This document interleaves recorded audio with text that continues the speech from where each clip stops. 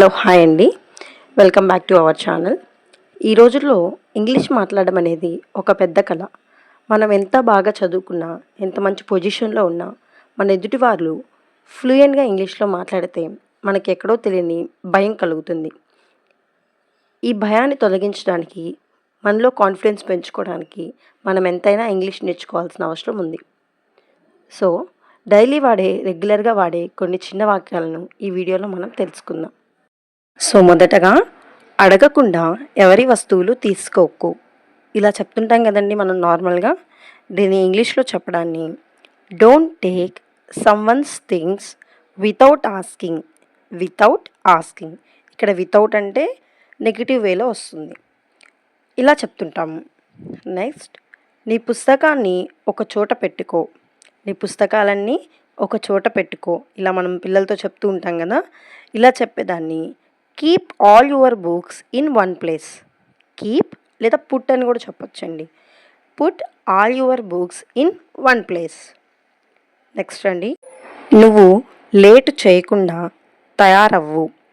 ఇలా చెప్తుంటాం కదా మనం ఎక్కడికన్నా వెళ్ళేప్పుడు, నువ్వు ఆలస్యం చేయకుండా త్వరగా రెడీ అవ్వు ఇలాగా.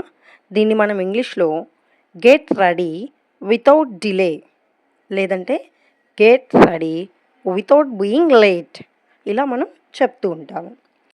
కామన్గా మన పిల్లలు హోంవర్క్ చేసేటప్పుడు మనం ఇలా చెప్తూ ఉంటాము. నువ్వు రాసినట్లు నటిస్తున్నావా అని అడుగుతుంటాం కదా. నువ్వు రాసినట్లు నటిస్తున్నావా. దీన్ని మనం ఇంగ్లీష్లో are you pretending to write, are you pretending to write, ఇలా నటిస్తున్నావా రాస్తున్నట్లు అని అడుగుతామండి. ఓకేనా. నెక్స్ట్ అండి, మర్చిపోకుండా బ్రేక్లో తిను. మర్చిపోకుండా బ్రేక్లో తిను. ఇది కూడా మనం పిల్లలతో దాదాపుగా వాడుతూ ఉంటాము. దీన్ని మనం ఇంగ్లీష్లో don't forget to eat in the break. Don't forget to eat in the break. ఒకవేళ మనం అక్కడ స్నాక్స్ పడితే don't forget to eat in the break snacks. ఇప్పటి వరకు నువ్వు ఎన్ని చాక్లెట్స్ తిన్నావు. ఇప్పటి వరకు నువ్వు ఎన్ని చాక్లెట్స్ తిన్నావు. ఇలా చెప్పడాన్ని how many chocolates have eaten so far. So far అంటే ఇప్పటి వరకు అని మీనింగ్ వస్తుంది. How many chocolates have eaten so far, ఇలా మనం చెప్తూ ఉంటాము. ఓకేనా. నెక్స్ట్ అండి, నువ్వు ఇంకా చిన్న పిల్లాడివి కాదు. నువ్వు ఇంకా చిన్న పిల్లాడివి కాదు. కామన్గా మన పిల్లలు అల్లరి చేస్తుంటే మనం ఇలా చెప్తుంటాం కదా, నువ్వు ఇంకా చిన్న పిల్లవాడివి కాదు. దీన్ని మనం ఇంగ్లీష్లో you are not a little laid. You are not a little child అని కూడా చెప్పొచ్చండి. You are not a little child anymore. You are not a little child anymore. ఇలా చిన్న చిన్నవి మనం యూస్ చేస్తూ ఉంటే మనం వాడుతూ ఉంటాం కాబట్టి ఇవి మన డైలీ లైఫ్లో ఇంక్లూడ్ అయిపోతాయండి. దీనివల్ల మనకి ప్రాక్టీస్ పెరుగుతుంది. సో మనం గుర్తుపెట్టుకోవడానికి కూడా ఈజీ అవుతుంది. నెక్స్ట్ చూద్దామండి. నీ అంతటా నువ్వే చేయడం నేర్చుకో. నీ అంతటా నువ్వే చేయడం నేర్చుకో. దీన్ని మనం ఇంగ్లీష్లో learn to do it by yourself. Learn to do it by yourself, లేదంటే learn to do it on your own, ఇలా కూడా చెప్పొచ్చండి మనం. ఓకేనా. నెక్స్ట్ అండి, ఇది చూడకుండా రాస్తావా. ఇలా పిల్లల్ని అడుగుతుంటాం కదా.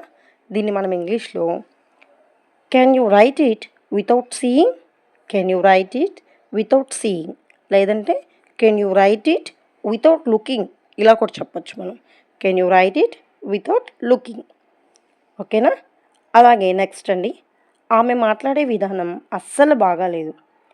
ఆమె మాట్లాడే విధానం అస్సలు బాగాలేదు. ఇది మనం రెగ్యులర్గా వాడుతుంటాము ఇంటి పక్క వాళ్ళ గురించి మాట్లాడేటప్పుడు ఇలాగా. సో దీన్ని మనం her way of speaking is not good at all. Her way of speaking is not good at all. Her way of speaking is not good at all, ఇలా మనం చెప్తూ ఉంటాము. ఓకే. నెక్స్ట్ అండి, నువ్వు నాకు సలహా ఇవ్వకు. ఇది చాలామందికి నచ్చదు. నువ్వు నాకు సలహా ఇవ్వకు, ఇలా చెప్పేప్పుడు మనం సెల్ఫ్ రెస్పెక్ట్తో ఇది దాదాపుగా వాడుతుంటాము. సో ఇలా చెప్పేప్పుడు మీరు ఇలా యూస్ చేయండి. Don't give me advice. Don't give me advice, లేదా మీరు don't give me any advice. నాకు ఏ సలహా మీరు ఇవ్వద్దు, ఇలా మీరు ఖచ్చితంగా చెప్పచ్చు.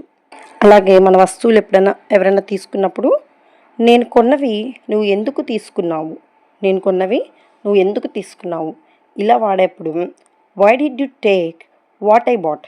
Why did you take what I bought? నేను తెచ్చినవి లేదా నేను కొన్నవి నువ్వు ఎందుకు తీసుకున్నావు? ఇలా అడుగుతుంటాము. ఓకేనా? నెక్స్ట్ అండి, ముందు నాకు డబ్బులు ఇవ్వు.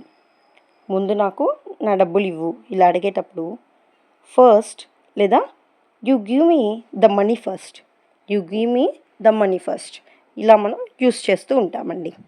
ఇంకా నా వర్క్ ఫినిష్ కాలేదు ఇలా చెప్తుంటాం కదా, లేదా ఇంకా నా చదువు పూర్తి కాలేదు ఇలా వింటూ ఉంటాం. సో ఇలా చెప్పడాన్ని I have not finished my studies yet, I have not finished my studies yet. ఒకవేళ అది వర్క్ అయితే I have not finished my work yet. అంతేనండి. ఒక వాక్యం నేర్చుకొని దాంట్లో మనం అనేకమైనవి ఇంప్లిమెంట్ చేస్తూ ఉండాలి. ఇది కాకపోతే ఇంకొకటి పెడితే ఎలా ఉంటుంది ఇలా మనం చెక్ చేసుకోవాలి. I have not finished my studies at ఇలా చెప్పచ్చు. నాకు తెలియకుండానే జరిగిపోతుంది ఇలా చెప్తుంటాం కదా, దాదాపుగా ఏమో నాకు తెలియకుండా చేసేసాను అని చెప్పి. దీన్ని మనం it happened without my knowledge, it happened without my knowledge అని చెప్తూ ఉంటాం. ఓకేనా? సో కామన్గా మనం అందరం వాడేది ఇది. నా పెళ్ళికి ఇంకా టైం ఉంది, చాలామంది రిలేటివ్స్ అడుగుతుంటారు కదా, అప్పుడు మీరు ఇలా చెప్పండి, there is still time for my marriage, there is still time for my marriage ఇలా మీరు చెప్పొచ్చు వాళ్ళు. నేను బాగా టెన్షన్ పడ్డాను ఇలా చెప్తుంటాం కదండి, నేను బాగా టెన్షన్ పడ్డాను ఇలా చెప్పడాన్ని I was very tensed, I was very tensed అని చెప్తూ ఉంటామండి.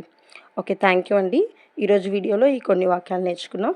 నెక్స్ట్ వీడియోలో మీకు ఇంకా కొంచెం ఇంప్లిమెంట్ చేసి కొంచెం కష్టమైనవి ఇస్తాను అండ్ కొన్ని క్వశ్చన్స్ ఇవ్వడానికి మీకు వీడియోలో ట్రై చేస్తాను.